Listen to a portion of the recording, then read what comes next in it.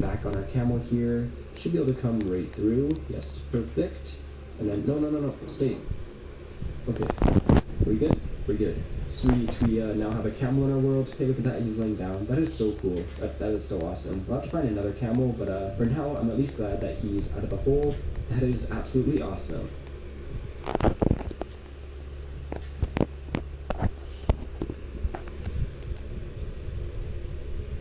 I'm super glad our camel has a proper spot inside of the city, but let's not get too distracted, as I still have a ton of houses that I want to build on this side of the river. Jumping straight into it, I stuck with shapes similar to the ones we built earlier, but completely changed up the block palette. This time going with more brownish tones like mud bricks, granite, and jungle wood. The main reason for the switch was to help these builds stand out better against the sand. Already this area is really starting to come to life. The houses themselves are all pretty monotone, but I did try to add little pops of color to make them more interesting and just give them all their kind of own unique character. Continuing with the same build style, I went on to build 8 more houses to really expand this region of the city.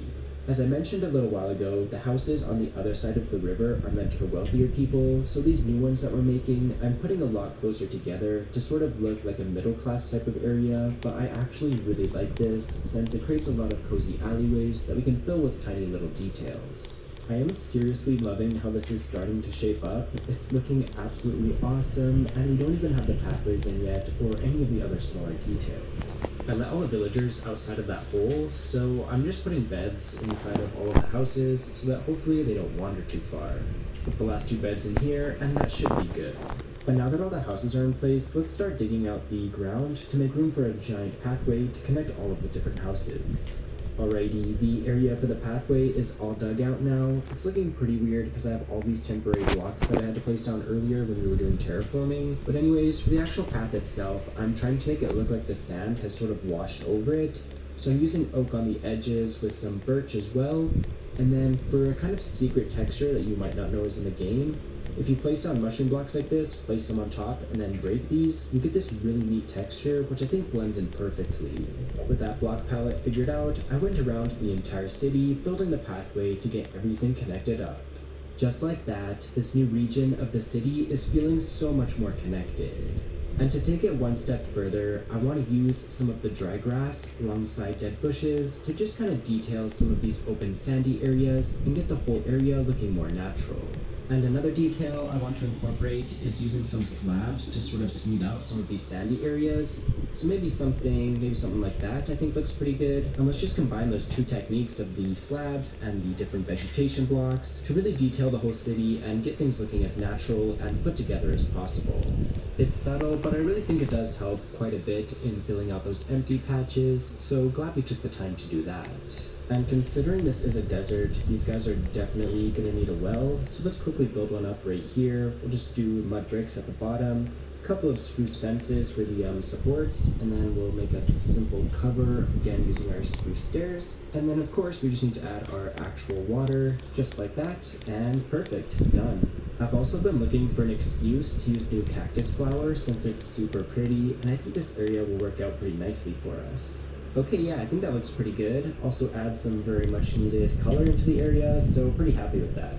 Back at our base real quick, let's craft some maps. So we'll need some compasses first, turn that into our maps, and we'll also need some item frames.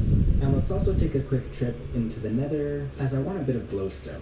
And this right here should be more than enough. And you might have already guessed, but I want to make a giant map of our desert city. So let's start revealing these. I eventually want to make a proper map room inside of the city, but for now, let's just use this house. All this is just a way for us to track our progress as we continue to expand the desert city. I'm really excited to keep expanding it further down the river, and eventually I want to connect some sort of pathway or something over to the island so that all of our different civilizations are connected. But let's not stare at the map all day, as I want to tour everything that we built this episode. And I'm also really curious to see how much gunpowder is in here. Okay, 45.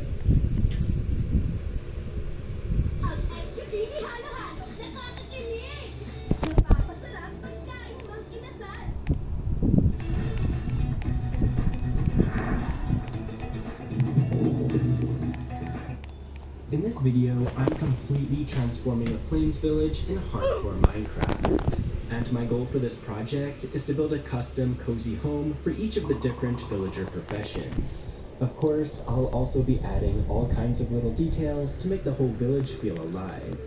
I'm seriously so excited to get started on this project, as I've been wanting to do something like this for a really long time. And the awesome thing about this village that I want to transform is that it's just on the other side of the water, and